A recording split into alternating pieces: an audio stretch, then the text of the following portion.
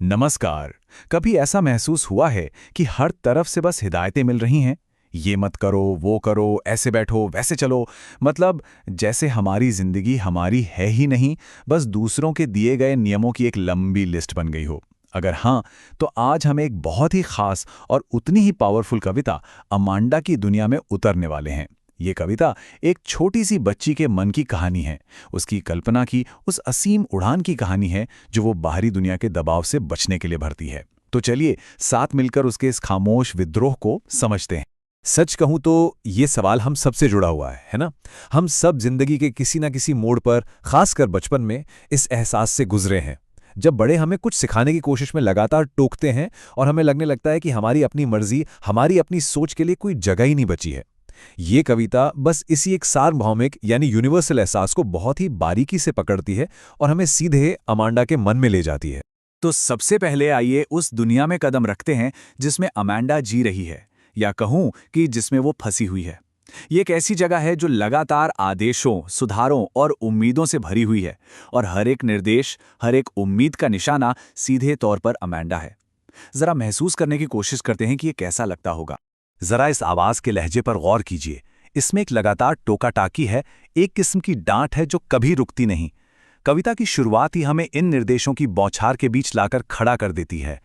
नाखून मत चबाओ, कंधे मत झुकाओ, सीधी बैठो। एक बात नोटिस करने वाली है, ये सारे निर्देश अमांडा के शरीर से जुड़े हैं। वो कैसे दिखती है, वो कैसे बैठती है, मतलब उसके वजूद पर एक निरंतर निगरानी रखी जा रही है, और हम पहली ही कुछ पंक्तियों से उस भारी दबाव को महसूस कर सकते हैं। तो इस लगातार हो रही टोका टाकी और दबाव का अमांडा क्या जवाब देती है? वो बहस नहीं करती। वो अपनी कल्पनाओं में अपनी बनाई हुई एक खूबसूरत दुनिया में शरण ले लेती है। देखिए, एक ही पल में वो उन कठोर नियमों की दुनिया से निकलकर एक शांत, हरे, पन्ने जैसे रंग के समुद्र में पहुंच जाती है।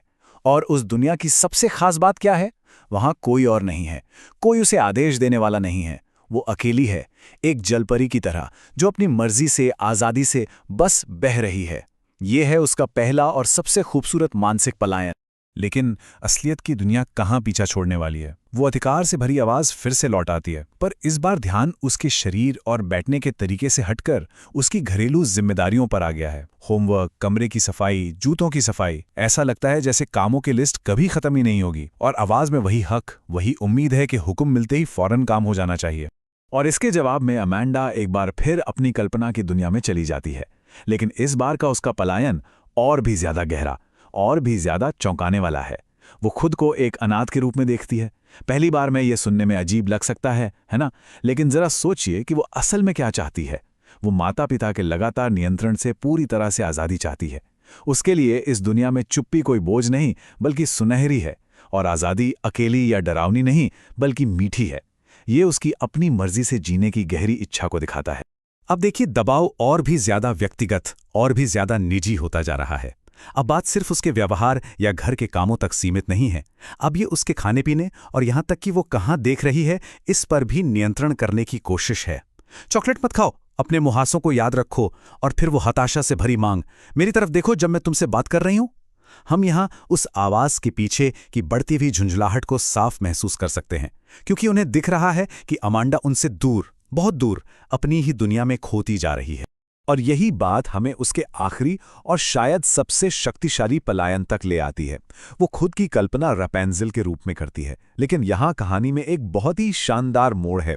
रैपुंज़ेल की पारंपरिक कहानी में टावर एक जेल होता है, एक कैद। पर अमांडा के लिए वही टावर शांति का एक अभयारण्य है, एक महफूज जगह। और वो ऐलान करती है कि वो अपने चमकीले बाल कभी नीचे नहीं गिराएगी। इसका मतलब साफ है, वो किसी को भी अपनी इस शांति को भंग करने के लिए अपनी दुनिया में आने की इजाजत नहीं देगी। ये उसकी अपनी आंतरिक स्वतंत्रता का अंतिम घोषणा पत्र है। तो ये जो कल्पनाएं हैं, एक जलपरी, एक अनाथ और रैपुंज़ेल, ये सिर्फ मन बहलाने के लिए देखे गए सपने नहीं हैं। नहीं, ये उससे कहीं ज्यादा गहरे हैं। ये असल में सावधानी से बनाए गए मानसिक रक्षा कवच हैं।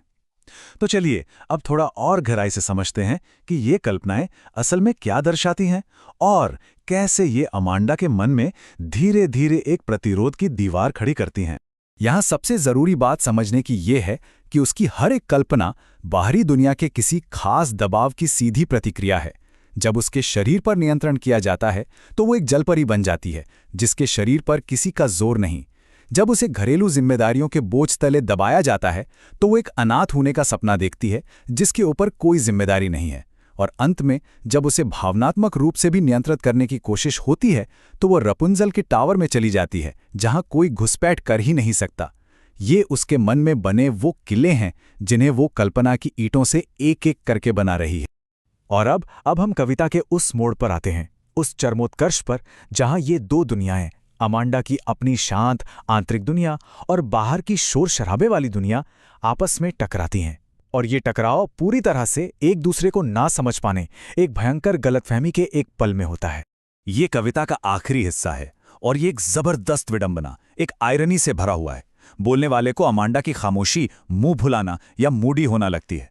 उन्हें इस बात का जरा भी अंदाजा नहीं है कि अमांडा उस वक्त वहां है ही नहीं, वो तो मीलों दूर अपनी कल्पना की दुनिया में है। और सबसे बड़ी, सबसे दुखद विडंबना उस आखिरी लाइन में आती है, कोई भी सोचेगा कि मैंने तुम्हें डांटा है, जबकि सच तो यह है कि वो पूरे समय ठीक यही तो करते आ रहे थे। और यहीं पर हमें खामोश विद्रोह का असली मतलब समझ आता है। अमांडा पलटकर बहस नहीं कर रही है, वो चीख चिल्ला नहीं रही है, उसका विद्रोह एकदम खामोश है।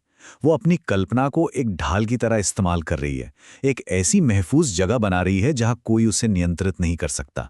ये हार मानना नहीं है, ये तो आत्मरक्षा का, अपनी पहचान को बचाने का एक बहुत ही सक्रिय तरीका है। यही टकराव, यही दो अलग अलग दुनियाएं इस पूरी कविता की जान है। एक तरफ नियंत्रण, शोर और उम्मीदों की दुनिया है, और दूसरी तरफ है आज़ादी, खामोशी और पलायन की दुनिया। अमांडा इन दोनों दुनियाओं के बीच के एक चौराहे पर जी रही है। बाहरी तौर पर वो एक दुनिया में मौजूद है, जबकि अंदर से, मन से वो पूरी तरह दूसरी दुनिया में रहती है। तो चलिए अब एक पल के लिए इस कविता से एक कदम पीछे हटते हैं और इसके बड़े संदेश के बारे में सोचते हैं, क्योंकि अमांडा की कहानी सिर्फ एक लड़की की कहानी नहीं है। ये असल में एक बहुत ही मौलिक और सार्वभौमिक मानवीय जरूरत के बारे में है। आखिरकार ये कविता हमारे अपने आंतरिक जीवन की, हमारी अपनी निजी दुनिया की एक कक्षा शक्तिशाली रक्षा है। यह हमें याद दिलाती है कि हम सभी को एक ऐसी जगह की जरूरत होती है, एक ऐसा मानसिक अभयारण्य जहां हम बाहरी दुनिया के दबाव से बच सकें और बस खुद हो सकें। ये कविता मानसिक स्वतंत्रता के मौलिक महत्व के बारे में है। और इसी एक गहरे सवाल के साथ ये कविता हमें छोड़ जाती है। अमांडा ने अपनी आज़ादी अपनी कल्पना में पाई। हम अपनी आज़ादी कहाँ पाते हैं? हमारी इस दुनिया में जहाँ हर तरफ से लगातार मांगे और उम्मीदें हैं, एक बहुत ही ज़रूरी सवाल है जो शायद हम सभी को कभी न कभी खुद से पूछना चाहिए।